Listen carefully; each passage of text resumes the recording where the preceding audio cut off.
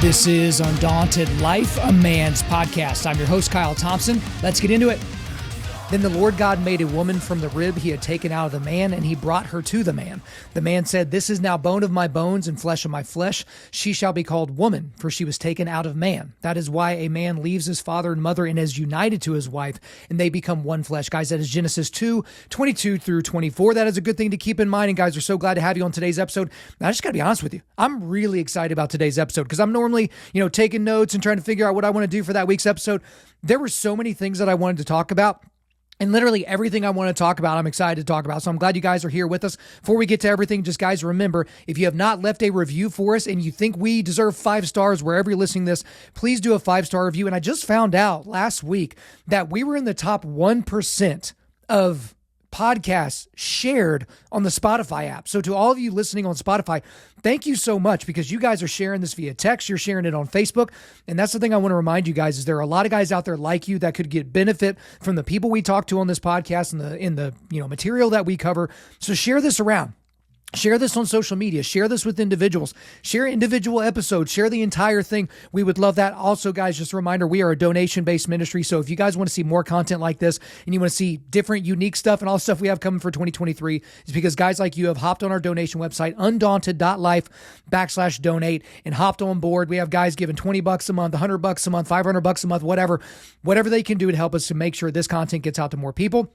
And another way you can support this show is by supporting the people that support us. So Origin Maine, they make all this great stuff here in the great United States of America. They make the best gis on planet Earth. They have boots, they have jeans, they've got these amazing hoodies, this heavy hoodie that is great for this time of year. And then on the Jocko Fuel side, they've got Jocko Go, they've got the Jocko energy drinks, they've got the supplements, they've got everything else. And we are partnered with them so that you guys can try out their products at a discount. So if you go to their website, it's in the show notes, originmaine.com. That's Maine like the state, originmaine.com. Use the promo code UNDAUNTED. So first word of the show, Undaunted, you will get 10% off your order, guys. It's in the show notes. You should check it out. But huge show today. It was, again, like I said, hard to narrow down what I wanted to talk about, but you're going to want to listen to every second of this show, even though I know I'm preaching to the choir here. I know you guys listen to every second of every show, right? All right, guys, in the quick hitters segment, we're going to discuss Elon Musk providing the receipts that Twitter meddled in the 2020 election to benefit the Democratic Party, Balenciaga's new ad campaign featuring children and BDSM gear, Kanye West going full anti-Semite, the totally and completely shocking revelation that Liver King is on steroids. I know. I just recovered recently from that. The GOAT response by a coach during a news conference. And also, this one's going to be my favorite, and that's why I held it to the end, so you guys will hang with me. A woke pastor hiding after I called him out for his heretical tweet. Guys, we are going to super duper get after it. All right, let's go into the thing that we're going to be talking about today before we get to the quick hitters. And the reason why I titled this episode, Republican Doesn't Mean Christian. And if you've never had that thought before, you've probably had that thought in the last week. Because a week ago, the United States Senate voted on what can accurately be called landmark legislation, and that legislation is called the Respect for Marriage Act. So what this would do is it would codify same-sex marriage into federal law. And you might think, what about the Obergefell decision? Didn't that already codify it into federal law? Well, there's always loopholes and different statutes and, ways for the federalist system to work. But essentially, this law would make it impossible for any state to move to not recognize same-sex marriage and then also to not recognize interracial marriage. And I don't think anybody, any state, no matter how red or how blue or how whatever, is trying to do either one of those things, okay? But in a 50-50 split Senate, this bill passed 61-36. I think that would make it 3 abstentions there. 61-36. So the bill was unanimously supported by Democrats, obviously. But additionally, 12 Republican senators voted in favor of this legislation that would basically change the definition of marriage and undo the different things that we've done in this country to try to honor marriage between one man and one woman. Okay, so I'm going to list these people here. Okay, Roy Blunt of Missouri. These are all senators. Roy Blunt of Missouri, who's retiring. Richard Burr of North Carolina, who's retiring. Shelley Moore, Capito. Sorry, hadn't heard of her before. West Virginia. Susan Collins of Maine. No surprise there. Todd Young of Indiana. Joni Ernst of Iowa. Cynthia Loomis of Wyoming. Lisa Murkowski of Alaska. Also not very surprising. Rob Portman of Ohio. Also retiring. Mitt Romney, that useless, spineless jellyfish of Utah. Dan Sullivan of Alaska. And then Tom Tillis of North Carolina. Tom Tillis was actually pretty surprising. But all of these Republicans want to be seen as moderate, obviously. There was really no other way to look at this, and we'll get more into some of the arguments here in a second, but they want to be seen as moderate. But what you have to ask yourself, if you support the Republican Party, and I would count myself in that party, and a lot of you would as well, is, are moderates effective for legislation moving forward? Are moderate Republicans the thing that we want to see a lot more of? And the reason that you should ask this out loud to yourself is because Democrats expel moderates from their ranks regularly, and it has made them more powerful overall. As we've talked about, and we're not going to get into a lot of detail today, but they will literally vote for a brain dead person to be president because he's got a D next to his name. They'll vote for a brain dead person for the Senate because they have a D next to their name. They literally voted for a dead person for the House of Representatives because they had a D next to his name. And all those people are very, very left-wing radical people. So do we want a whole lot more moderates? And for the solid Republicans in the United States Senate that voted no, right? They voted against this. They mainly did so because the bill would potentially open up, and I say potentially, but it would open up Christian individuals, schools, hospitals, companies, etc., to future lawsuits and remove their constitutional protection to act out their religious convictions in public. Okay. And the reason that we know this to be true is because there were 3 different amendments to the legislation that were lobbied for by 3 Republicans, and all of them were rejected. They couldn't even get any of those 12 spineless, ridiculous human beings that voted for this bill to even accept these amendments, okay? So the 3 amendments were offered by Senator Mike Lee of Utah. His suggested amendment was likely the strongest. And then you had Senator Marco Rubio of Florida, and then my Senator James Lankford of Oklahoma. So the moronic, spineless, cowardly Republicans that voted for this legislation said that they were given guarantees by the Democrats that this legislation would not infringe on the rights of religious people. But if you think about that sentence for a little bit, well, how do we guarantee something? Well, you put the text in the law. I mean, that's what Senator Lankford, rightly pointed out as he was lobbying in front of the Senate and talking about this, is that the legal system does not recognize intentions at all. It recognizes judicial texts, the actual words. When things go to the Supreme Court, if you're an actual, you take that job very seriously, you're not looking at the intention of a law. You're looking at the text of the law and then comparing that to the Constitution, right? And Senator Lee's amendment to the bill would have allowed people to still act with their religious conscience intact. Essentially, it would have allowed for a business or a service provider or an individual to be able to live out their religious convictions in their lives and their businesses. Okay, so like a Christian baker would not be forced to bake a cake for a gay wedding, or a lawyer being forced to represent a gay couple in an adoption dispute, or what we have right now, we're hearing oral arguments right now for a website designer in the state of Colorado that may be forced to create websites for gay weddings, and she's a Christian and doesn't want to do that. So that's what Senator Mike Lee's amendment would have, made room for, and that was defeated. And I'll just be honest from the very beginning. The great Albert Mohler, whose podcast I listen to Monday through Friday called The Briefing, he did a tremendous breakdown of this legislation on his show last Wednesday, November the 30th. And I would just be real with you. I don't think I can beat it. Okay, so I'm not going to try to. I'll put a link to that episode in the show notes. Guys, you have to go listen to The Briefing with Albert Mohler from Wednesday, November the 30th, wherever you get your podcast. I will link directly to his website, but you have to listen to it. But I do want to give some random thoughts and then some application as we work through this. The first thing is it was very slick what the Democrats and the media, but I repeat myself, are doing with the wording of this bill. Okay, because again, the Senate has approved it, the House will surely approve it, and then it'll go to the White House and it'll be approved as well. But they always make sure when they talk about the Respect for Marriage Act to mention both gay marriage and interracial marriage, as if everyone that opposes gay marriage also opposes interracial marriage.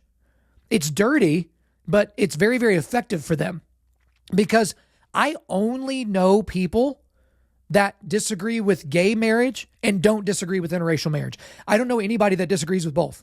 I don't know a single human that thinks no gay people shouldn't be able to get married and people of different, skin tones are able to get married. I don't know anybody that's like that. But again, the Democrats and the media are making sure that every time they mention this law, they don't talk about gay marriage. They talk about gay marriage and interracial marriage because it's a club with which they can beat conservatives and beat Republicans with, right? Because at the end of the day, there's no debate about interracial marriage, right? Again, a lot of people back in the day would misuse scripture to say we shouldn't have interracial marriage, or just, people that were bigoted 100 years ago would say we shouldn't have such a thing. But that's not a thing anymore. But there's a major issue with gay marriage because it's fundamentally different. That's why a lot of people call it gay mirage, because that's essentially what it is. Another random thought is that you cannot simultaneously vote for this and say that you're a staunch defender of religious liberty, especially if you didn't support Senator Mike Lee's amendment or Senator Rubio or Senator Langford's amendment. So all of these Republicans will say as a voting bloc that they are staunch defenders of religious liberty. But how do you square that circle with voting for this? There was someone, I can't remember, it was one of the female folks that voted for this, that was a Republican. She was like, well, we can have a religious definition of marriage, but then we can also have a legal federal definition of marriage. And those two things can work simultaneously. But the reason why we have definitions for words is because words have meaning. It's a very postmodern idea that, oh, well, we'll just define marriage this way when we're looking through this lens, and we'll define it another way when we're looking through that lens. It's nonsense. These people are not defenders of religious liberty. Another random idea is this idea that people that are religious, right, whatever your religion is, that they're supposed to turn off their religious moral brains when they're in public and in the public eye is ridiculous. So critics will say that you cannot legislate morality. A lot of people say that. It works great on a bumper sticker. You can't legislate morality. But as many people have pointed out, every single law in every government puts forth a version of morality. All of them. All of them. The only difference is what the foundation of that morality is. Like, for instance, the Judeo-Christian ethic or a humanist ethic, something like that, right? And so all these people are basically saying, yeah. You can be religious. You can be religious at church, at least for now. You can be religious at home. But if you run a business, if you're in the public eye, you can't be religious there because that's bigoted. And it's obviously going to lead to some major issues in the long term, right? That's the argument they're making. It's ridiculous, but it's the argument that they're making. Another random thought is that many of the supporters of this legislation, to include our so-called president, are saying that this is a win for love. And that love is love. And this is so good. And we're so progressive and we're going in the right direction. The problem is they don't actually mean that. Because what I would ask these people, of course, they would never answer, but what I would ask them is, would you be in support of polygamy? Would you be in support of thruples? Would you be in support of siblings marrying one another? Would you be in support of people marrying animals? Would you be in support of adults marrying children? I mean, if love is love, where do we stop that? And then if you say, okay, love is love up to this point, why that point? Yeah, love is love, but only between one human and another human. We can't have three. Come on, that's crazy. Yeah, one human and another human, but not an adult and someone below the age of 18, which is a child. No. Well, why not? Again, I'm extrapolating your worldview out to its logical conclusion. You're telling me that love is love. You're selling the t-shirts on your website. Love is love. Great. Okay, let's say I'm with you on that. Love's got to be love no matter what, right? So these supporters of this legislation, they're just completely full of crap. And obviously we knew that from the beginning. A couple more thoughts, random thoughts here. It's legislation like this. And, I go back to, my criticism of what Matt Walsh did on the Joe Rogan Experience. It's legislation like this that points this out. If you don't undergird your moral arguments with the sources of that morality, you have left yourself with an unsturdy foundation. Because again, when Matt Walsh was on the Joe Rogan Experience, he refused to use the Bible as his foundation for the moral argument as to one man and one woman being married for life before God. He just couldn't do it. He couldn't bring himself to do it. As a good Catholic or as a whatever, he just couldn't bring himself to do it because, well, Joe doesn't believe in the Bible, as if that matters. As if the person you're talking to's belief system changes what you should talk about when it comes to truth. And so we have to go back to the definition of marriage and where do we get this concept of marriage? We get that from somewhere. And I started out the episode today with that.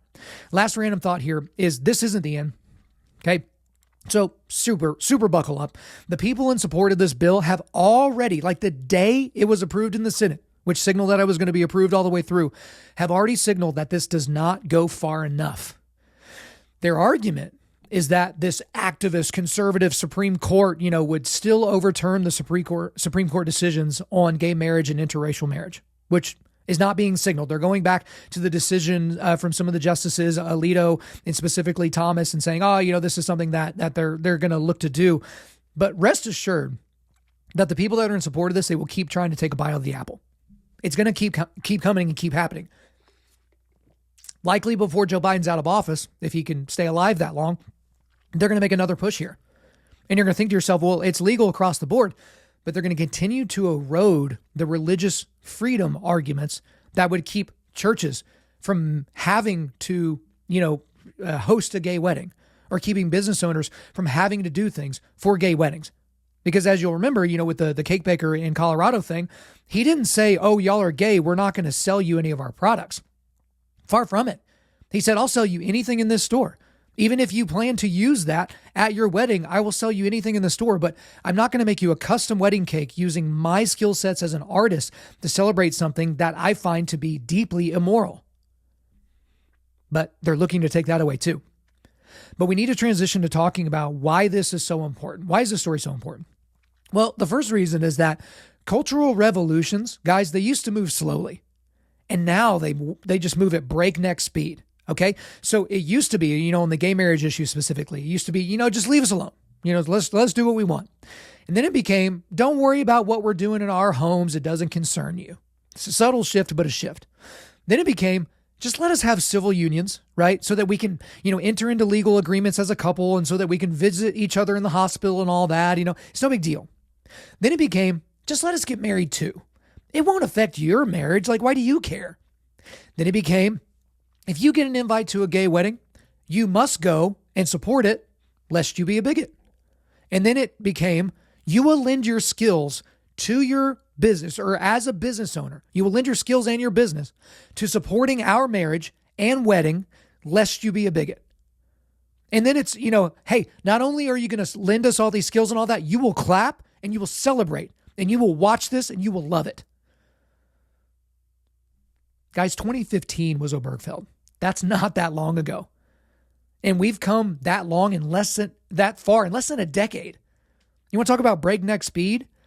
Culture never used to move this fast. And look at the degradation we're seeing now. And then you have to ask yourself, what's next, obviously. Another thing about why this is so important is it does not matter how any government defines a word. Ultimately, God gets to define what things are and what things are not. Now, that may not apply in the legal system. If you make an argument before a judge and you tell him to repent and you better do this and sphere sovereignty and whatever the thing is, and then you argue that, they're probably not going to go along with it because they don't have the same worldview that you do. And they're undergirding their morality with something else. But to all the people that are worried about the changing of the definition of marriage, it's only changing in terms of the United States government. I say only. It's a big deal. Obviously, I've spent the last 20 minutes and going to spend a lot more time talking about that on today's show. But ultimately, God gets to decide. And God will decide. Justice will be done. And morality and immorality will be correctly categorized by a good and just God.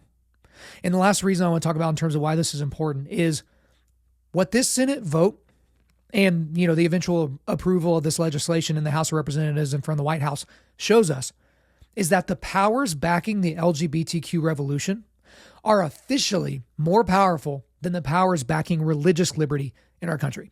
Okay? Because if you can peel off a dozen Republicans to vote for something that violates basic religious liberty in this country, then that does not bode well for religious liberty in the future. Now, the one thing, and this is why I always go back to my Uncle Dan argument when he said, hey, the Supreme Court's too important, plug your nose and vote for Trump. If we didn't get those three conservative justices, Gorsuch, Kavanaugh, and ACB, where would we be right now? We would be looking at a 100% certainty that this gal that's currently got her case before the Supreme Court that doesn't want to have to use her web development skill sets for gay weddings, it would be a certainty that she would be forced to do that she would be compelled to use certain speech that the United States federal government deems necessary in that situation. That's the only thing keeping us from completely losing religious liberty in this country was one election of an orange man. I mean, that's just crazy to think about, but that's where we're at. So now we need to talk about what we can do about it before we move on to the quick hitters. What we can do about it. First thing is remember that elections have consequences, right? And we hold the power in a constitutional republic. I know that there are a lot of people listening to this episode right now that have never voted. They love to complain. They love to, watch Fox News or watch InfoWars, and they're like, oh, look at that, and that's so terrible, and this, and then our country's going down the crapper. They've never voted. They've never once gone out on a Tuesday, stood in line, and cast a ballot. Not once. But they want to complain. But the reality is if you actually care about this story, guys, we cannot let these Republicans that voted for this off the hook. They need to be challenged in their next elections when they're up, whenever their next election cycle is, whether it's in, 2, 4, or 6 years. They need to be challenged. They need to be ousted by the Republican Party. Because if these people can't coalesce behind religious freedom, they need to be cast out of the party. All of them. But I also want you to remember this, right? Because I said something, kind of nice about Trump a second ago. Do you remember when Donald Trump almost single-handedly blew those 2 Senate seats in Georgia in the 2020 runoff? Because he was so mad about the election and whatever you think about the election, he didn't prove anything in court. He didn't even allege in court what he was saying live at his press conferences or having his lawyers go out there and say in his press conference, okay? So for a guy that, is saying, hey, this was stolen, he proved nothing in court. He didn't even try to prove it in court. And then he basically told the voters of Georgia, don't worry about voting in these 2 Senate races. It's going to be fixed anyway. And dumb Republicans sat on their hands and didn't vote. And 2 radicals were able to take seats in Georgia. Now, if you think about it, this legislation passed with 61 votes. Let's say 2 solid Republicans were able to be a part of that. The math all of a sudden changes. And they don't have the 60 votes they need to be filibuster proof for that legislation. So for all you big Trump people out there, and again, I voted for him in 2020, remember that. When you're thinking about who you want to be representing the Republican Party 2 years from now, I want you to remember that. This guy was such an egomaniac about this that he couldn't bring himself to go down to Georgia and say, yeah, I'm dealing with my stuff. I'm trying to prove that this was rigged and all these different things. But right now we need to get these 2 Senate seats in Georgia, which were ripe for the picking. And now I'm recording this on Tuesday. And so by the time you guys are listening to this, it'll be pretty much found out that Raphael Warnock is going to win and get a 6-year term in the United States Senate, and which would give the Republicans 49 seats to the Democrats 51, which basically, keeps them from being able to take care of different Senate committees and all these different things. It completely throws everything off. But it started with Donald Trump not being able to get out of his own way. And as we wrap up here, I want to talk about this because obviously this is what the episode title is we have to get used to the fact that Republican doesn't automatically mean Christian. Because I got to be honest, I used to think that. Not even that long ago, I used to think that the default mechanism of a Republican that is voted to public office in this country is Christian. Whether they're actually a Christian or not, it's like, okay, they will still defend a Judeo-Christian ethic and act as if God is watching, whether or not they believe Jesus rose from the dead. But that's just not what we're seeing, guys. Now, obviously, the Democratic platform doesn't align with just about anything that we would see from a Judeo-Christian ethic or the gospel. The Republican position does in more ways than the Democratic positions. In more ways, not completely, but in more ways. Just look at the fact that Democrats want you to be able to kill your baby up to the moment of birth for any reason whatsoever and want taxpayers to pay for it. Republicans are like, yeah, we don't like that. Just that one thing should tell you about the 2 worldviews that are at play here. But I have used, and you have used, a lot of you have used it as a cheat sheet or, a shortcut to think, okay, if I want to vote for Christian values, I need to vote for the Republican Party. Now, I think it's more apt to say that conservative values, for the most part, are Christian values, but certainly not Republican, big R Republican, big tent Republican. That's not Christian. I don't know that it ever was, but we certainly were convinced about it because a lot of prominent Republicans, they want to make sure that the pastors give their support, and they want to make sure to pray, and they end their speeches with, and God bless America and all these different things. And the good Christians will just go along and they'll golf clap and they'll say, oh, this is great. But no more. Now, every time that a Republican goes up before Congress or goes up and wants to get your vote, that doesn't necessarily mean they need to pass your theology test, what you personally believe is the right and most basic thing. But when they vote in a way that is so counter to what we know to be true from God's word, not what the Bible says, but what God says in the Bible, right? What God says in the Bible, when they go against that, they have to pay for that. And no, I don't mean physically. I don't mean go and throw Molotov cocktails at their office. I mean, they need to lose their job. Because if they can't defend the fundamental right of religious liberty in this country, they are out. Because guess what, guys? I just named all the people that came up for the Senate, but when this goes before the House, there are going to be a bunch of Republicans that vote for this as well. And they will be named and they should be ousted. For them, it's easier. It's every 2 years. They need to lose their jobs. But for everybody else, stop thinking because this person's a Republican that they're a Christ follower, that they believe in the truth of the gospel, and that they are sustaining themselves with a moral code and undergird of that, because it's no longer true.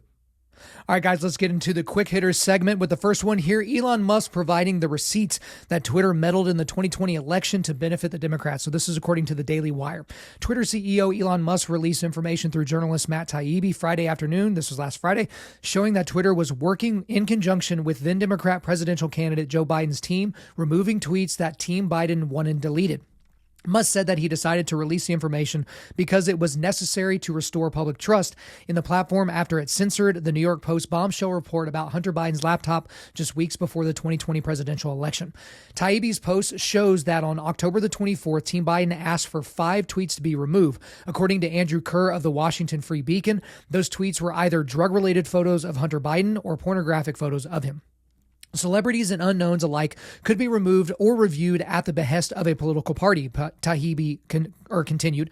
Both parties have access to those tools. For instance, in 2020, requests from both the Trump White House and the Biden campaign were received and honored. However, the system wasn't balanced. It was based on contacts. Because Twitter was and is overwhelmingly staffed by people of one political orientation, there were more channels, more ways to complain, open to the left, well, Democrats, than the right.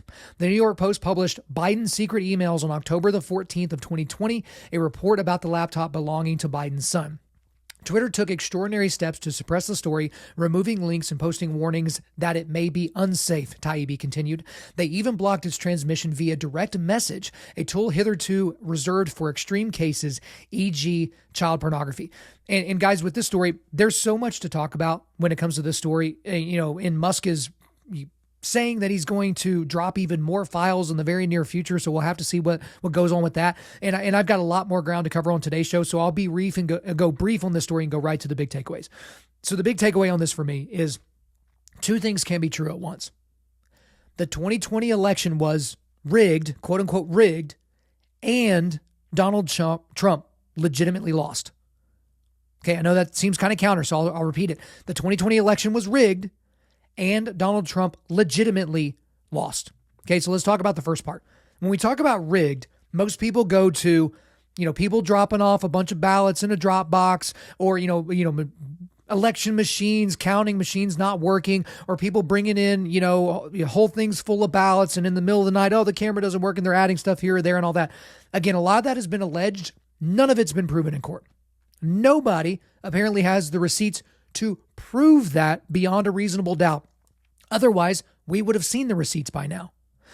But I think that the election was rigged in how everything was covered, and how Google will suppress search results for Republican candidates, how Gmail will automatically send more Republican emails straight to spam by a wide margin than what is on the Democratic side, about the shadow banning of Republicans and conservatives on social media, on the outright banning of stories that would be harmful to Democratic candidates. In this specific example, the Hunter Biden laptop story, because guys, the 2020 election looks like it came down to about 40,000 votes, a little bit more than 40,000 votes in 3 states. That's what won the election and swung it for Joe Biden. And if weeks before the election, a month before the election or so, it had become widely known by a nonpartisan social media class and media class that it's very likely that Hunter Biden was going around the world, picking up bags of cash because of his last name, and that a percentage of that money was going to the big guy, a la Joe Biden. That changes the election and likely wins it for Donald Trump. But when I say Donald Trump legitimately lost, again, I go back to what I talked about earlier, is that Donald Trump in public and on social media and on Truth Social is claiming that the election was stolen. There have been documentaries made about it and all these different things, but he didn't prove it in court, and he didn't even allege what he's alleging in public in court. So yes, I think the system is rigged. I think it is rigged to make sure Democrats look as good as possible and that Republicans look as terribly as possible, and that all these major groups, whether it be social media, whether it's the rest of, Silicon Valley or the media or college campuses or the K through 12 schools or Hollywood or whatever, it is rigged against conservatives and Republicans. But also Donald Trump legitimately lost. He lost an election to a dead person that didn't even campaign. And you can point to the fact that he couldn't control himself on Twitter. He couldn't get out of his own way, and he couldn't point at Joe Biden. He wanted the story to be about himself, and that's exactly what it was. The 2020 election before January 6th was a referendum on Donald Trump as a person. Because if you did it based on Donald Trump as the leader of the country and the leader of the Trump administration, everybody should have voted for him. Because we had not seen in the first 3 years of his presidency, we had not seen positives for the country across the board, maybe ever. Those first 3 years of the Donald Trump presidency is probably one of the greatest 3-year stretches in any presidency in our country's history, right? It's up there in terms of how much flourishing was created for the American people. And then obviously the C word hits, 2020 becomes an absolute abject mess. Everybody screwed it up, including Donald Trump. And then we have the election, and it was a referendum on Donald Trump as a person, not as a politician, and not on Joe Biden as a person or politician. Okay? So I think two things can be true at once, and I think both of those things are true. All right, guys, next quick hitter here. Balenciaga's new ad campaign featuring children and BDSM gear. So BDSM, I believe, is, bondage, domination, and sadomasochism. So don't look up pictures of it online if you don't know what it is, because then you're going to be on a watch list. So this is also according to the Daily Wire. The fashion company Balenciaga responded to its ongoing scandal involving a photo shoot that featured young children holding BDSM-themed teddy bear bags by saying it could have done things differently. The company issued a statement Monday afternoon, this is a week ago Monday, after facing severe public backlash when it was accused of sexualizing young children. Okay, so if you haven't seen these images, I'm going to bring them up if you're watching on YouTube or on Rumble. So this first one that I've got here is of a little girl, looks to be a little girl, holding a purple teddy bear that's got like leather straps and all that, so basically wearing BDSM gear. And then this other image here is another, what looks to be a little girl holding a teddy bear that's got, a lock chain around the neck and the leather straps and everything. And then there's a bunch of interesting things on the bed, which we'll get more into later about the other symbols and other symbolism that Balenciaga puts in their work. But those two images, those are the ones that went viral. Okay, so those are the ones that everybody shared that you've likely seen at this point. And if you haven't, go check out our show on Rumble or YouTube and you can see it there. The brand itself, Balenciaga, which celebrities like Kim Kardashian, this is actually going back to the article. I'll just go back to the article here from Daily Wire. The brand, which celebrities like Kim Kardashian often wear, displayed images on its website last week as parts of its Toy Stories campaign. The photos showed child models posing with the brand's teddy bear handbags, with the bears dressed in BDSM-themed gear from its Paris Fashion Week Spring-Summer 2023 collection. The company said it strongly condemns child abuse. It was never our intent to include it in our narrative, and the two separate ad campaigns represented a serious and grievous error. According to The Independent, in one of the images are documents from the 2008 Supreme Court opinion, United States v. Williams, a federal statute prohibiting the pandering of child pornography, which reaffirmed the PROTECT Act, a federal law that increased penalties for sexual exploitation and other abuse of children. And so I'll show a couple more images here. So this is exactly what they're talking about here. So in one of the ads, you can see this. It's like, looks like kind of a busy desk or something like that. You got a keyboard there. You've got files. You got a purse, a Balenciaga purse and all that. But if you zoom in here, so I'll kind of bring this up here. If you zoom in, that's the court case. That's the one they're talking about. Okay. So that is the 2008 Supreme Court decision, United States versus Williams. Okay. That was talking about the prohibition of pandering of child pornography. Okay. And there's people that want to take that a couple of different ways. And there's been a lot of responses on this. So celebrities have kind of gone one of two ways, because I got to be honest, I never heard of Balenciaga before this. I don't really care about fashion, definitely not high fashion, which is what Balenciaga is considered. But Jason Aldean, the country singer, his wife, apparently has a lot of Balenciaga stuff. She made a big social media post where she's like throwing it away. There's a lot of people on social media like cutting up their Balenciaga bags and throwing it away. And okay. But then you have Kim Kardashian, who might be the most famous person that is a supporter of Balenciaga or that was sponsored by them or an influencer or whatever. And she came out with a statement a few days after all this broke. And she said that she was reevaluating her relationship with Balenciaga, which is an interesting thing to say. I think she's a mother of four whenever they're creating these images, and she's, about as rich as God at this point, but she's reevaluating whether or not she can continue to accept money from an organization that clearly is okay with child porn and BDSM and child domination. So that's an interesting take. But then Balenciaga, in a very, very strange move, they're suing the PR company that apparently put the ad together. Okay. Now, this is really weird. It's a weird move because there are only a couple of different scenarios here. Scenario one, this PR company legitimately made this entire ad campaign out of thin air without consulting with Balenciaga, but then Balenciaga actually ended up approving it. Okay. So that's scenario one. And then scenario two is that Balenciaga gave this company the criteria for this ad campaign, and they did exactly what the criteria spoke to. So either way, Balenciaga is solely responsible for this ad campaign seeing the light of day. Okay? Now, in light of all this and in all these different things, I felt like there were a lot of people that were adding to this story when things didn't need to be added to it. So there was this image that was going around of this woman that looked crazy evil. She's wearing like a red, leather suit, and she's got her cheeks are sunken in, and her makeup was really, really kind of crazy. And she's holding these red babies, and everyone's like, this is like the founder of Balenciaga, or this is like the CEO of Balenciaga. And look how satanic she looks and all these different things. Well, lo and behold, that was just some model, right? So there were a lot of people adding some things around. But then the thing that I thought was really, really weird at the beginning, and I thought it was stupid and it was actually hurting this, was that people were talking about how Balenciaga was spelled. So Balenciaga is spelled Balenciaga. Okay. So 3 A's in there and only one at the beginning. Okay. But people were plugging an extra A in at the beginning to where it would be Balenciaga.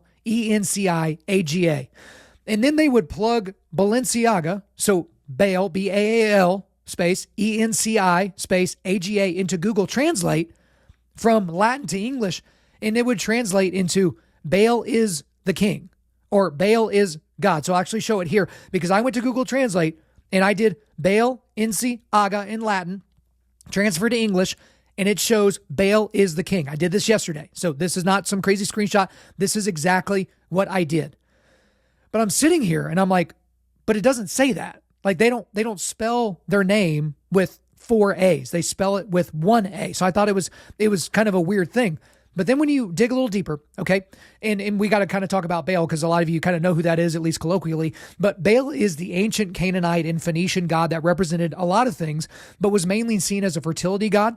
And Baal just so happened to be a god or deity that children were sacrificed to in ancient times, okay? And Christian demonology says that Baal is one of the gods of hell, okay? So essentially, Baal is the demon of child sacrifice. Baal is the demon in charge of child sacrifice, literally. Okay. You might also remember the story from 1 Kings where the prophet Elijah, went up against the prophets of Baal, and, they're like, okay, we're going to see who can consume this altar with fire. And the prophets of Baal are out there flailing around and freaking out and doing all these different things, and nothing's happening. And the thing I love about it is Elijah's like literally giving them crap. Go back to 1 Kings and read that. It's so funny. There's like sarcasm all through this. Like, yeah, maybe you're not yelling loud enough and all that. And so, the prophets of Baal do this all day long and nothing happens. And then Elijah goes, hey, watch this. And then he prays to Yahweh, and then everybody gets consumed. And so it's a great, great story. But the problem with the adding the A to the spelling of Balenciaga to where you could plug it in Latin and all that, so I thought, was again that the company does not spell their name that way with 4 A's. They only have it with 3. But when you plug it into Google Translate, the Balenciaga name, just as it's normally spelled, you get this, and I'll bring it up on the screen.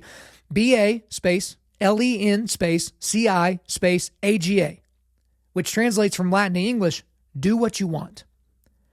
So if you spell it their way and break it up, Balenciaga is do what you want.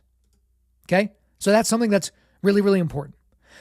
Again, going back to my problem with the people that were adding the A in there, is that you're adding something that's not there. I remember years ago, I watched this video where there was this woman explaining why Monster Energy, like the company that makes the energy drinks, that they were satanic. And they brought up their logo, the big M logo, and they explained how this, was indicative of satanic imagery and all these other different things. The only problem with this video was that they altered the Monster logo. Because if you hold up a Monster can next to the image they were showing in this video, it's like, okay, this is so clearly not the same image. So you got all these people, freaking out, going to 7-Eleven, praying over the energy drink section, and it doesn't matter. And so I thought this was another one of those situations. And then I saw this. So I'm bringing this up on your screen right now. So this is an ad, another Balenciaga ad featuring a child that I had not seen before. And I saw it on TikTok, and then I saw it some other places. This is a very, very hard image to find. Okay. But I was able to find it. So when you look at this, and I'll describe it for those of you that are not watching on Rumble or YouTube, there is a kid wearing a black hoodie and black pants and red shoes. And he's in the middle of this room. It looks to be his room. And there is stuff everywhere in this room. And there are countless blogs right now and people on Reddit that are breaking down all the different images in this particular thing and all the different imagery that is very, very, very concerning. Okay. So the first thing is what the kid is wearing. So he's wearing, what it could be considered innocuously to just be, a black tracksuit or a black hoodie or something like that. But when you look to the kid's left, it's right in the picture. There is what looks to be a black robe that is tied up on the ground. So that is something that is indicative of what Satanists will use, or Wiccans or whatever will use when they're doing their different, ceremonies or whatever. In the top right of the image, you can see an image of a kid's drawing of Satan. To the right of that, there is a white bunny with tall ears, and I've seen some places where that has some occultic appeal or something like that. And there's so many things here in the image that I can't really get into. There's a lot of disturbing images written on the walls that, if you were to show this to a child psychologist or something like that, they would be like, okay, this shows some deeply disturbed behavior that's coming probably from their lived experience. In the bottom left of the image, you see one of the BDSM bears. It's one of the bears with makeup, and it's got the chain. But then if you go to the bottom of the image, a little bit to the left of center, you see some caution tape. And to the right of the child in the image, you see a chair that is wrapped in this caution tape as well. But when you go to the bottom, again, it's in the bottom on the left, it's caution tape. It's caution tape with the Balenciaga name on there. But Balenciaga is spelled BAALENCIAGA. BAAL. Okay?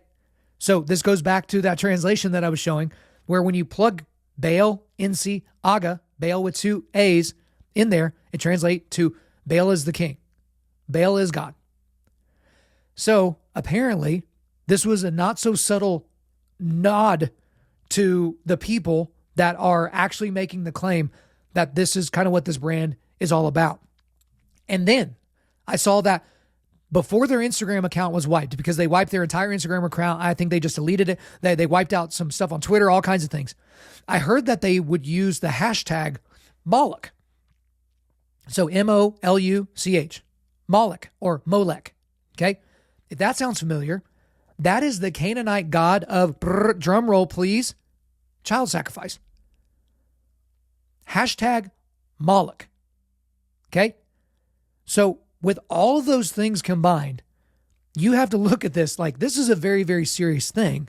And this ad campaign was obviously not an accident or an oversight. This was deliberate. Obviously it was. But Balenciaga just thought that you wouldn't notice, or that we collectively as a society would not care. Because again, you look at all the imagery and go back to the image I showed of that young boy wearing the hoodie and all those different things.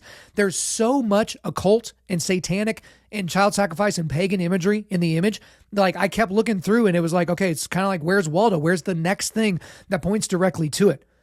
these people think that we don't care. They think that we won't notice. We're just rubes. Like, they put it right in front of our faces so that they can always point back to it and say, well, you didn't care about that. So when we push for the next thing or push this line of what's acceptable, whenever we expand the Overton window to include this type of ideology, why do you care now? Which leads me to the big takeaway on this story is remember what I've been saying about the normalization of pedophilia. I've done multiple episodes on this podcast about the normalization of pedophilia, about how it's LGBTQ, and then they're going to add P for pedophile. But they don't call them pedophiles anymore. We're supposed to call them minor attracted persons. They're just maps. These are just people, just like somebody can be gay, or somebody can be bisexual, or somebody can be pansexual, or derpa or whatever. It's just a sexual preference. That doesn't mean they're going to act on it. It doesn't mean they need to be expelled from society because they're a potential danger to children. No. We need to be more loving. We need to bring these people closer to us. They're just like you. They just have a different way of seeing the world sexually. No big deal. They're normalizing it. And the thing about it is, guys, is these people, these demons that are pushing this ideology, they will only succeed if we don't push back. Why in the world do you think I constantly talk about equipping men to push back darkness? Because it's our responsibility. Again, I talk about this a lot. Society wants to take all the strength, all the testosterone out of men because they want to make men weak, because they're like, weak men are safe men and weak men are approved, stamped men. We love those people, right? But a weak man is a useless man. A meek man is a useful man. A man that is strong and capable of violence and capable of pushing back, but leaves the sword in his sheath until he needs it. That's what meekness is. But they don't want that. Like they don't want a meek man that's got all their strength under voluntary control or under the control of the Father. They don't want that. But people like this, Balenciaga, these brands, these people that are doing these things, trying to normalize pedophilia and BDSM stuff with children, they will only succeed if we don't push back. Okay. So last Friday, I know a lot of people have asked me about this in my interview with Ryan George. He made this statement that kind of caught me a little bit flat-footed. He was like, I want to be known for what I'm for, not what I'm against, which is such a mealy-mouthed, vapid thing to actually believe because it sounds good. I want to be known for what I'm for, not what I'm against. It sounds great. It would look good on a t-shirt, right? But when you say what you're for, you are automatically saying what you are against. Think about it, just a silly example, but just kind of an easy one. If you say that I am for cookies and cream ice cream, it is my favorite flavor of ice cream, which it just so happens to be, I'm communicating that I'm against all of the other options when cookies and cream is on the table, right? That's a silly example, but when I communicate what I'm for, I'm also communicating what I'm against. If I communicate that I am for the protection of unborn children in the womb, automatically, because this is how words work, I'm communicating that I am against killing babies in the womb. Because duh. And I got a great message from my buddy, Pastor Joby Martin. I know I talked about him on the show, but he and I communicate a lot because he listened to that episode with Ryan George. And he's like, Kyle, this is what you should have said. So shout out to Joby Martin because this was perfect. And I will use this every time for the rest of eternity. When someone says, I want to be known for what I'm for, not what I'm against. He said, what you should have asked that guy is, would you have disagreed with Martin Luther King Jr. using the Bible and a Judeo-Christian ethic to say why black people shouldn't be treated the way that they were treated in the United States during the Civil Rights Movement? Would you have been against that? Would you have been against William Wilberforce communicating that he was against slavery, that he was for the freeing of the slaves?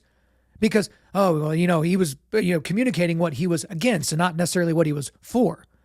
If you're a person like that, would you disagree with Dietrich Bonhoeffer as he was pushing back against the Nazis in the 1930s in Germany? Go read Bonhoeffer, the autobiography by Eric Metaxas, and then read A Letter to the American Church, which was released by Metaxas this year. We had him on the show to talk about it. But that is the exact right response. Thank you, Joby, for giving that to me. The exact right response. Because imagine someone like Ryan George coming into the public eye and saying, yeah, I would talk about this Balenciaga stuff, and I would talk about the sexualization of children, and I would talk about, pedophiles and all that. But you know what? The church, we got our own problems in the church, so I don't think we should be able to push back any darkness and culture until, we take care of the stuff in our neck of the woods. How ridiculous. What a cowardly and nonsensical way to view the world. Because we have been equipped with the necessary tools and weapons to fight back against the principalities and powers of this world. Why would we be given the tools and the weapons if we were not to use them? Because it's a cowardly point of view coming from people that don't want to push back against darkness because they want people to like them. What a lot of people said in that interview and pointed out rightly is that, Ryan George kept bragging on himself saying, all these people are like, Kyle, not Kyle, but Ryan, we love your version of Jesus. And if I were to ever come to church, I would want to go to church with you.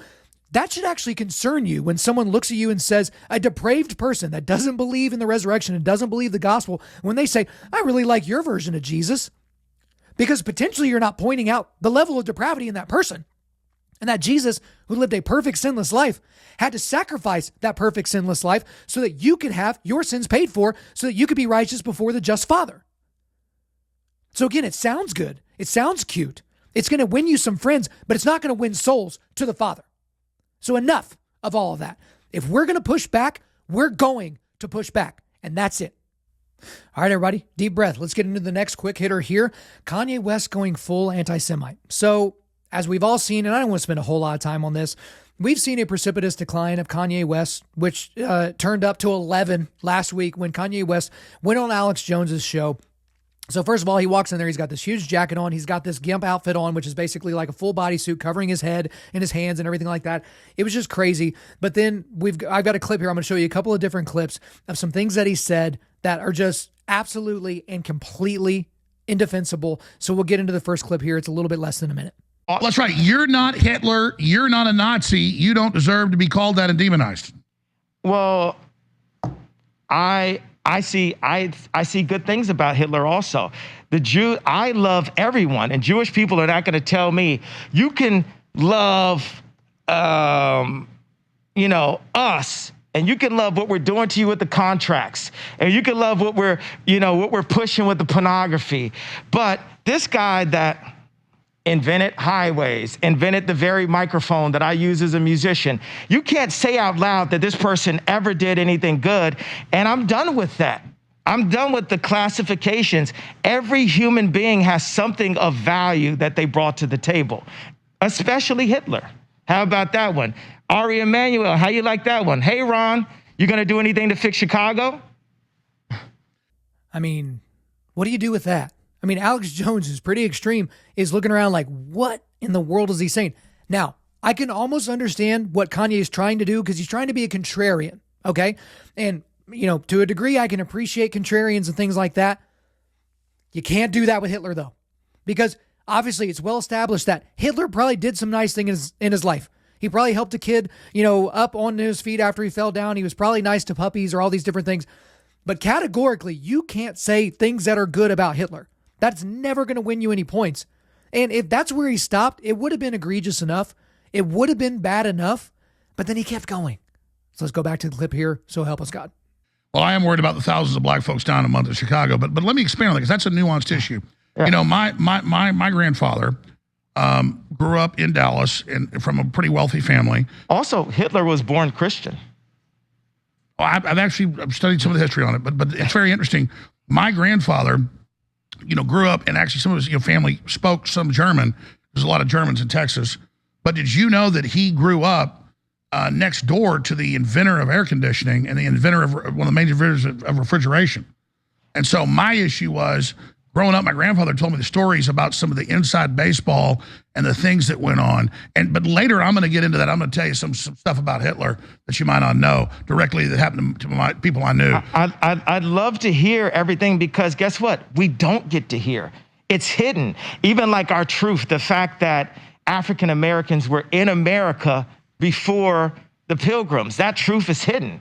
That we are actually the Native Americans, or some of us are Native, or the fact that what Kyrie got in trouble is pointing out that we're Jewish slave boats. And then, look at Australia. Yeah. They've done some of the genetic typing of the Aborigines there, and they're basically Africans. There you go. So all of these truths, and then the current truths about banking, about the government. My favorite thing that I got to say with I'll cut it off there. So it goes on and on and on and keeps going on like this. Again, saying, Hitler was actually raised Christian. That doesn't mean anything when you're talking about Hitler as a person, because you can be raised any number of things, but I care about how you act when you're past the age of accountability and when you're an adult. And when people are like, oh, the Nazis were Christians, it's like, did anything they do, comport with what we see in the New Testament, what we see in the gospel accounts, what we see in the words of Jesus, and what you should and shouldn't do morally? Of course not. So I'm just going to go to the big takeaway on this one. Kanye may or may not be crazy. I think a lot of people are just defaulting, oh, he's crazy, he's manic, he's having a break. Maybe. But he may just be ignorant. Like, I've been around a lot of conspiracy theorists in my day. I don't know why, but I'm like the honey to them. They're just so attracted to me. These people believe that 9/11 was an inside job, and yet they root for the United States anytime we're playing as a national team. They believe that JFK was assassinated by the CIA. They believe all these different conspiracy theories about Sandy Hook, about all these other different things. Every single plausible explanation that could come from somebody that has some random website that they put up in their mom's basement or something like that, they just buy it. Okay? Kanye could be getting swept up in that right now. He could have gone down the rabbit hole on YouTube or on any of these other documentaries or something like that are saying things that are just patently untrue. They sound plausible. They sound like it's a smart thing to say. Again, if he's trying to be a contrarian right now, he's doing a pretty dang good job of it. If he's having a break, a mental break, we should obviously be praying for him. This is obviously, ammo to the people that for years now have been saying, don't just buy into the Kanye thing, right? Or yay, or whatever we're supposed to call him now. Don't just buy into that just because he's saying things, just because he's wearing a MAGA hat, just because he's saying things that you agree with and you're a big Trump guy and he's taking pictures with Trump. Don't just go with that. I think Ben Shapiro says, live by the Kanye, die by the Kanye. And there's a lot of people right now that are looking at this man that needs help. Again, if he's crazy, he needs mental and physical and emotional support and all these other different things. But if he's ignorant, he needs somebody, not some sycophant that's just going to tell him that he's the best person ever and just trying to get famous off his coattails. He needs people around him that can put an arm around him and be like, brother, I'm taking your phone away. You're not tweeting anymore. You're not doing anything anymore. We're going to go to rehab. We're going to go get some help. We're going to go do something like that. But apparently and unfortunately, he doesn't have anybody's life like that. So let's pray for him. That's about all we can do at this point. All right, next quick hitter here. The shocking, absolutely and completely shocking revelation that Liver King is on steroids. Okay, so if you don't know who Liver King is, I'm going to bring up a picture of him right now. Look at this person. So that's apparently a human being. That is not a Photoshop picture. Okay, because I've seen this video of him doing all these different things. This is a guy that has built an entire fitness brand on the fact that he's natty. Okay, that he doesn't take any steroids.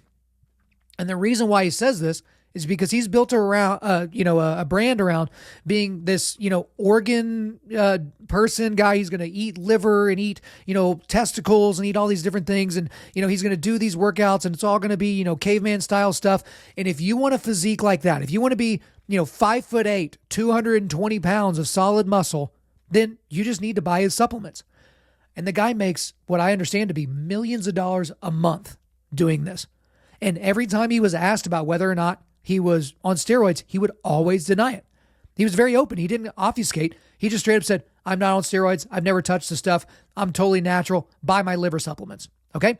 Now we need to go to this article. According to the Rolling Stone, Brian Johnson, better known as the organ-devouring masculinity influencer Liver King, has admitted to steroid use in a somber video shared on his YouTube and Instagram accounts.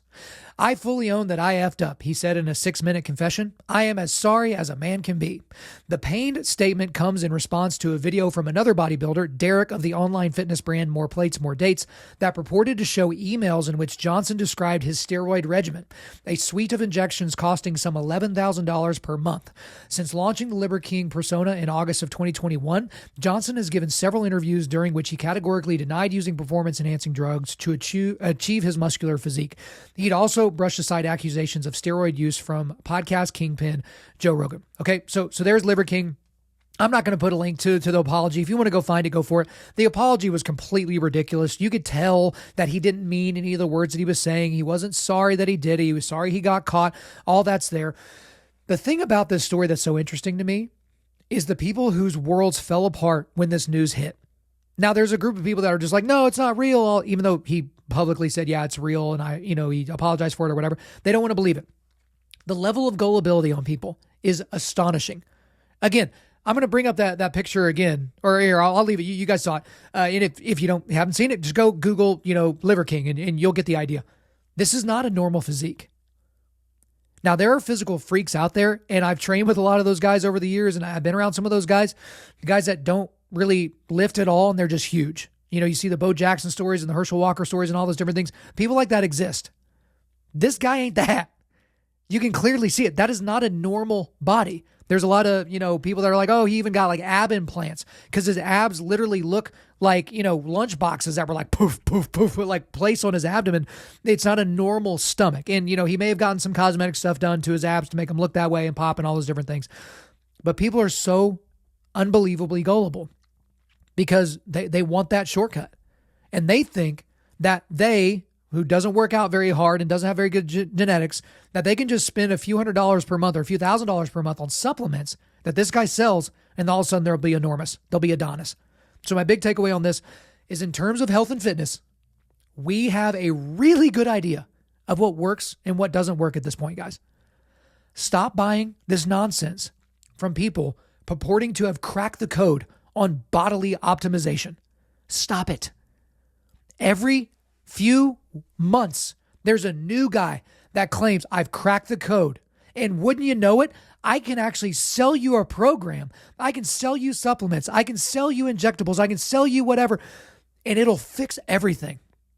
You'll be able to get hard again, and you'll get your muscles back. You'll get muscles you never even thought about. You'll be able to train longer and push more weight, and you'll be able to do all these different things. You could be the next Mr. Olympia. You can win your next powerlifting competition. You can do all these different things. I've cracked the code. You need to stand on one foot, put your finger on your nose, and then try to sleep, but only at this hour, only with this temperature in the room and all those different things. I'm all for optimization. I'm all for making adjustments. But guys, if you want to be healthy and fit, you need to move more, eat less. Typically. For those of you guys that are severely overweight, that's the advice you need. Those are the supplements you need. You need to rewind me saying this over and over and over. That's your supplement. Move more, eat less. Now, if you're already in good shape, then it's about optimization. So are you getting enough protein? Okay. Are you getting enough micronutrients? Are you getting, enough of this thing that you're lacking? Are you sleeping enough? Because if sleep could be bottled up and sold, it would be a PED. It would be illegal. That's how great sleep and recovery is, right? If you want to be a ice bath person and you want to, get massages and you want to do all this deep tissue, great. All that's great. But we know what works, and it's actually really, really simple. When you're at an elite level and you're wanting to get to that next level, yeah, there's maybe some experimentation that you can do that's not going to make your heart explode, not give you cancer, and not make it to where your penis doesn't work or whatever. There's plenty of stuff like that out there, but we need to keep things simple. If you're in good shape and you want to be in better shape, work out harder. Clean up your diet a little bit. Skip pizza. Skip burgers and fries. Skip those different things, and you can optimize. But stop buying in to people like Liver King, you dummies. All right, next one here, the GOAT response by a coach during a sports news press conference. So the coach in question here is Joe Mazzulla, who is the interim head coach of the Boston Celtics. So I don't follow the NBA anymore. They're still losing me with all that woke stuff. I'm not going to go back to them. So I didn't know who Joe Mazzulla was, but I did know, at least, because I see stuff on Twitter, they currently have the best record in the NBA. Okay, the Boston Celtics do. So he seems to be doing a good job. Now, after a game last week, he's doing his, normal, typically useless post-game interview where, hey, what went well and what didn't go well? And, just absolute nonsense. It's only for like the absolute elite of the fans that have to just hear everything. And apparently at this game, there were British royals in the crowd for the game. And this is supposed to make Americans excited for some reason, which all led to this interaction during the press conference. Let's go to the video. Did you get a chance to meet with the royal family? And if not, how was it like having them there in the building? Jesus, Mary, and Joseph? The Prince and Princess of Wales. Oh, no, I did not. I'm only familiar with one royal family. I don't know too much about that one. Thank you. Any other questions? But I'm glad hopefully they're Celtic fans. Yeah. Thank you. Guys, it is legitimately impossible for me to love that response and that interaction more. because the gal that asked the question, she did it in a nice, polite fashion. She kind of responded in a kind of a funny way because it's like she all of a sudden realized, okay, I kind of asked him a ridiculous question and he hit me back with this. It wasn't rude. It wasn't mean-spirited. And apparently this guy, Missoula, apparently he's a Christian and all those different things. He didn't know that question was coming, but he was so ready for it, right? Because we're supposed to care here in America about, the prince and princess, flying around the country and doing all these different things. I don't give a crap. There was a war fought in the 1770s that the winner of that war led me to believe that I don't really need to care about what's happening with the royal family in another country. But that's another discussion for another day. Let's go to my big takeaway here. This is the greatest answer I've ever heard during a sports press conference. And I've got to make a specific call out right now because I was part of a group text that included one of our gal listeners of this show. Okay. And this is a gal named Cassidy, and she is a big supporter of this show, and we're so thankful for her. But she responded to that press conference, to that little clip, and was like, it wasn't really the mic drop moment that I thought. So I'm calling you out, Cassidy. You are super duper wrong. Okay. And you need to repent for the sin of not realizing that that was a tremendous mic drop moment. And if you keep going on like that, I'm going to prevent you from listening to this show. I'm kicking you out. I'm going to cancel you. You'll no longer be able to do this. Get with a program that is legitimately one of the greatest things that I've ever seen in any news conference ever, but it is the number one greatest response of all time in a sports news conference. All right? Okay, guys, let's get to the last quick hitter of the day. So I've teed it up. I teased it at the beginning. I know we're over an hour in at this point, but guys, you're already in it with me, so just buckle up. A woke pastor hiding after I called him out for his heretical tweet. So the tweet in question was by a guy named Dr. Kevin M. Young. So he's at Kevin M. Young, all names spelled normally, on Twitter, at Kevin M. Young. This was the tweet that I saw over the weekend, and Ryan, one of our team members here at Undaunted.Life, sent it to me again, and it made me want to talk about this. I've been chewing on this response to my tweet. I've realized that, for me, gay marriage actually paints a more beautiful semiotic of Christ and his church than a mere hetero one. God's kingdom is diverse in makeup, experience, and belief. But one thing unites above all: love. Kevin M. Young is a real person that exists. That is legitimately something that he wrote. I feel the need to read it again, but I won't read it as dramatically. I'll just read it straight through. I've been chewing on this response to my tweet. I've realized that for me, gay marriage actually paints a more beautiful semiotic of Christ and his church than a mere hetero one. A mere hetero one. God's kingdom is diverse in makeup, experience, and belief, but one thing unites above all: love. Love. So he's one of these love people that he doesn't really know what love means because apparently he's never actually read the Bible. But then I went to his Twitter profile. Okay. So this guy, he is, according to this, he's a pastor, an avid lifter, coach, husband, dad to four, doctorate in early church and ancient faith formation, post-evangelical. His podcast is apparently Jacked Theology. And then he has his pronouns in his bio because of course he does. He, him, Rev. I'm assuming that means reverend. Okay. So this is a guy that all that's in the profile. So I'm already dying laughing. But then right below he, him, Rev, I see his website, drkevinyoung.com. So of course I click on it. And when I go to the website, I scroll down just a little bit and he has my skills listed. That's what he writes. They're not my skills, Kyle, but his skills listed on his website. Okay. And it's kind of a unique way of doing it. It's like percentage wise. So he's like media and graphic design, 80%, self-deprecation, 100%, style, 65%, bench press, 95%. Then he has integrity, 100%. I am literally gasping for breath on the ground at this point at how ridiculous of a human being Kevin Young is. I'm dying at this point. To put integrity, he listed that as his first skill. I read it out of order on purpose. That's his first skill that he lists on the homepage of his website. Integrity, 100%. It's like someone saying, yeah, I'm like literally the most humble person ever, right? Which is the least humble thing that anyone could ever say.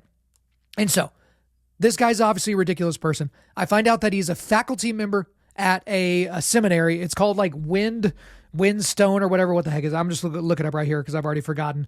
I think it's Northwind. All right. What is it? Northwind Seminary. Okay. I'd never heard of it, but apparently it's a super woke lefty seminary. So I take a screenshot of his original tweet that I read. I take a screenshot of his profile that shows he, him, Rev, his pronouns. And then I take a screenshot of his skills page on his website. And then I post it on our Instagram over the weekend. And then I post it with this caption, which I didn't include here. So let me go back to what I put here. So here's the caption. Imagine just thinking this, much less saying it out loud, much less tweeting it for the world to see. His special brand of heresy is somewhere between laughable and maddening.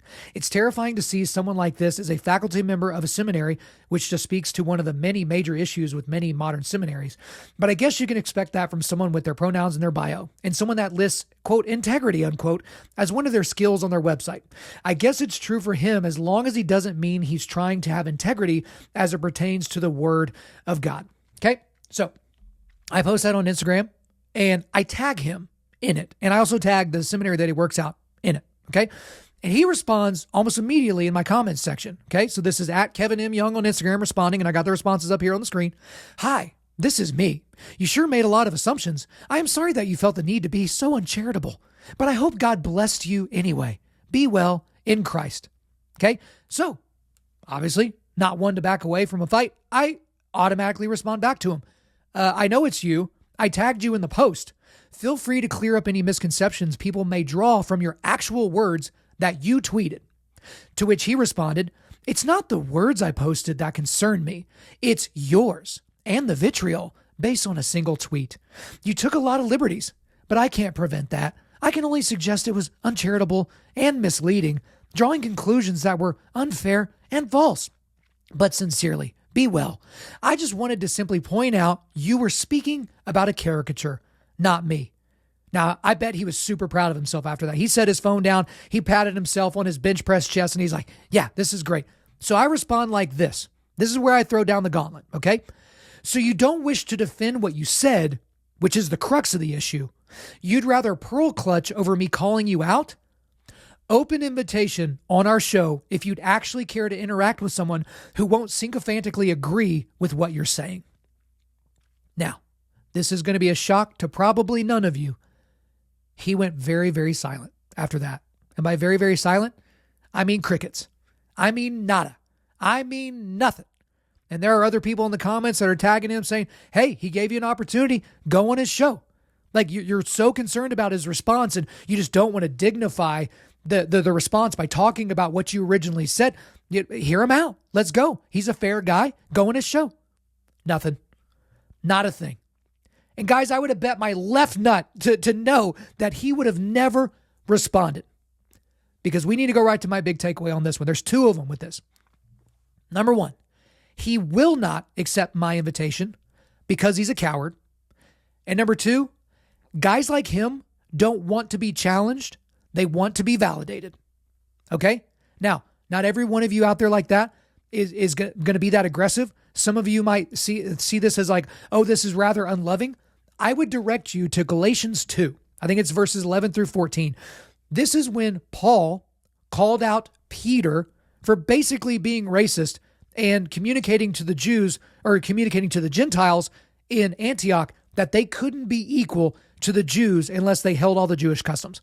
Again, go to Galatians 2, 11 through 14. I actually just taught that in Sunday school over the weekend. The short version of that story is that the Judaizers, which was the circumcision party that was supposedly sent by James, the brother of Jesus, from Jerusalem to Antioch, came in and basically said to all the Gentile Christians in Antioch, yes, grace through faith, absolutely, but also you need to keep all the Jewish customs. And if you're not circumcised, we need to make that happen too.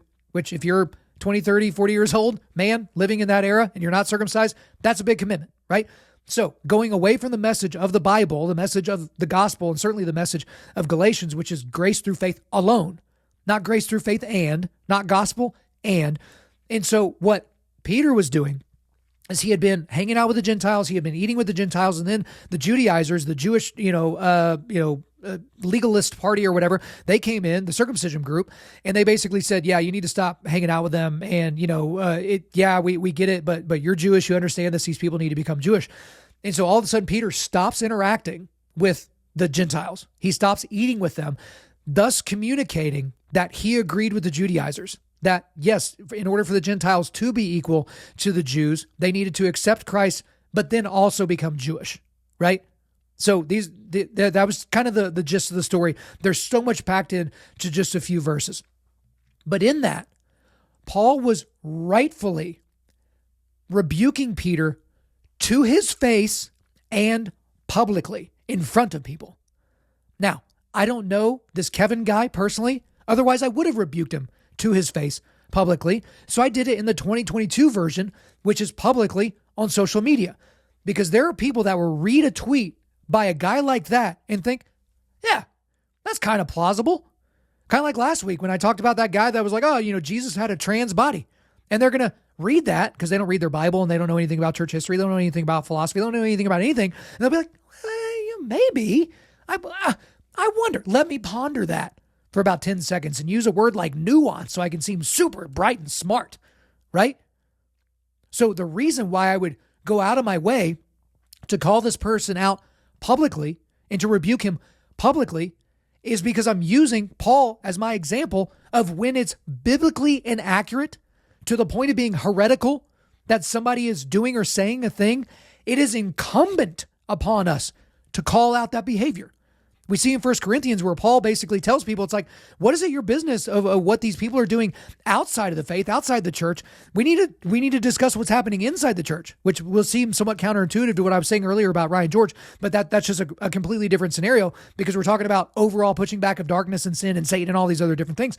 But coming back to this scenario, he's basically saying that if there is a problem in your midst, you must call it out. And that is regardless of your wiring, guys. I know some of you guys are really calm dudes. You don't really like conflict. You don't really like pushing back. You get really, really nervous and your hands start shaking even when you get into a serious conversation with somebody that you know loves you. That's just who you are. That doesn't make you wrong or broken. That's just how you're wired. But you don't get an out. You can't read the words of Paul in the New Testament and think to yourself, you know what? I don't think that actually applies to me because I'm wired this way. So whoopsie daisy.